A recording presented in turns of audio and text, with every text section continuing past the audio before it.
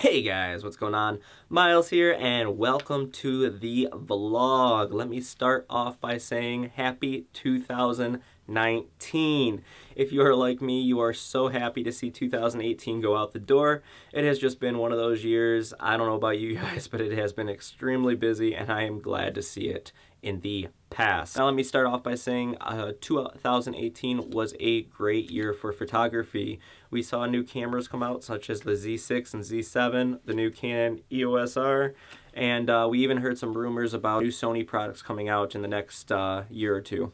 So it's been a great year for photography. Now that being said, as I just showed you, I picked up this a few months ago. This is the Canon EOS R. If you're not familiar with this, this is Canon's attempt to get into the full-frame mirrorless camera market. And there's been a lot of, I don't know, we can say positive and negative reviews online. Personally, I think this is a great camera. I have been extremely happy with it, and I've been shooting it with it for the last, I don't know, about 3 months now. I got it in October. So in this video, I'm going to tell you 3 reasons why I think this is a great camera, and kind of debunk some of the myths out there, guys. So if you like that and you want to see more, stick around, guys, and let's dive into it. Alrighty, guys, so starting off, let's talk about the image quality of the EOS R. Now, as you can see on my screen, here are some sample photos that I have recently taken with this camera. And let me start off by saying I have been extremely happy. Coming from a 70D, I was been looking for a new camera for a little bit over a year and a half now. I already have a lot of Canon glass, so it made perfect sense for me to go with a new Canon camera, especially since they released mounting systems that allow you to mount your old EF lenses to the new EOR lenses, or EOR adaptive ring. It's great. I mean, personally, I cannot be happier with the images produced by this camera. If you've seen the 5D Mark IV images, you'll be happy to know that the EOS R has the same CMOS sensor as in the 5D Mark IV. It's a little bit of an upgrade. It apparently has some better colors and some other little features, but realistically, if you put 2 images side by side, one from the EOS R, one from the 5D, they're going to look fairly similar. Now that being said, guys, this is a 30.3 megapixel camera. The image quality is great. I mean, my images have been super sharp. I'm using the kit lens that came with the camera, so that's the 24-105 f4 lens. And my images have been great. I get great lines, especially down faces if you're shooting portraits. My landscapes have had great colors. I did a lot of fall photography, and the greens, reds, oranges were just awesome, guys. No complaints. For an everyday photographer such as myself, this camera has been amazing. It's great for an all-around. I've used it for some architecture. I've used it, like I said, landscapes and portraits, and it's performed flawlessly. I know there's plenty of videos out there with people, you know, putting it down, but personally for me, it's done everything I needed it to do, and it's done it flawlessly and perfectly every single time.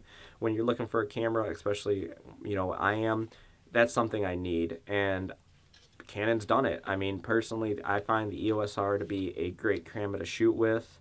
You know, for the price point, you can't beat it. Next, let's talk about the adaptability. Now, if you know anything about this camera, you know that Canon released or is releasing 3 types of adapters that will go onto this camera. This will allow you to mount up your old EF lenses that you used for your DSLR.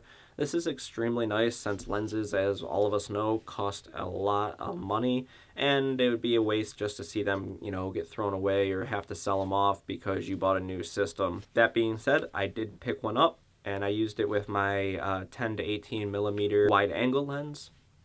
It's been perfect. I have been extremely happy with how it performed. Autofocus was great. It was snappy. My images came out sharp. No complaints. Especially from things we've seen in the past, sometimes, you know, the autofocus doesn't work as great, or not all lenses will be compatible.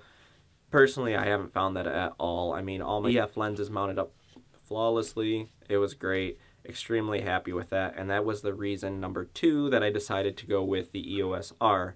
Now, moving on to the last reason, and that was the size. If you've seen the 5D, if you've seen the 1DX, you know that those are extremely big and heavy cameras. Coming in, This body is great. It's a lot smaller than both of those cameras, but it still feels great in the hands. As you can see, I'm holding it here one-handed, no issues. I can touch all the buttons on the back.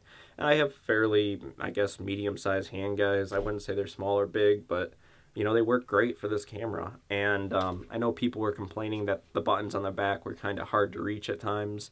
Personally, I did find that in the beginning, but once I got used to it, I don't even notice it anymore. I'm able to get to everywhere I need to go extremely easily. I can touch everything. I can get to all the dials.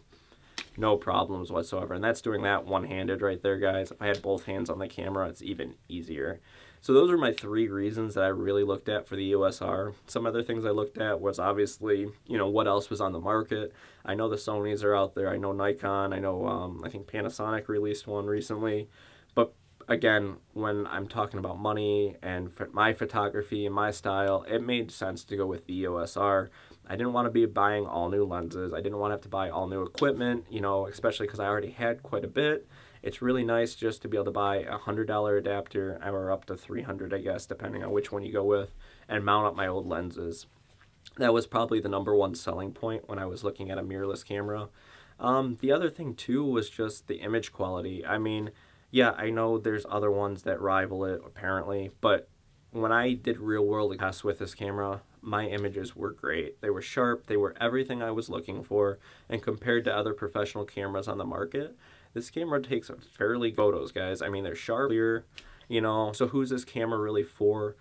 If you already have a 5D, you know, Mark IV, I wouldn't bother with a mirrorless camera right now, only because it'd be more of a lateral shift. You're getting pretty much the same camera for a little bit less money. I don't know, to me it would be a waste. You already have like a Sony. There's no reason to switch over to this EOS R. You know, same thing with the Nikon. I would stick with the Nikon system. This isn't a game changer as far as cameras or mirrorless cameras go, but if you're looking or in the market to upgrade, such as like an 80D, 70D, maybe I don't know, you know, a 7 or 6 that are out there, you know, this would be a great camera to go with. I mean, the images are great, the full frame pictures are amazing, the size, weight. The only thing that I do have a complaint is these lenses are big, so you kind of sacrifice the size of the body for the lenses, I guess. But if you're shooting your old EF lenses, again, the size is pretty small compared to the new ones. And everything's been great. So no complaints, guys. So there are my 3 reasons why I love this new camera system. Alrighty, guys, so there you have it. A quick look at the Canon EOS R. I know I rambled on there for a little bit, sorry about that, but I wanted to bring you a brand new video for 2019. Now remember, if you like these videos and you would like to see more, click that subscribe button down below, guys. I hope to bring more photography videos this year. I'd like to bring in some tutorials as far as like Lightroom and Photoshop go, as well as just showing you some like real world examples of how I take photos out in the field. So if you'd like to see that, guys, make sure to click that subscribe button once again, and I will catch you guys in the next video. Alrighty, guys, peace.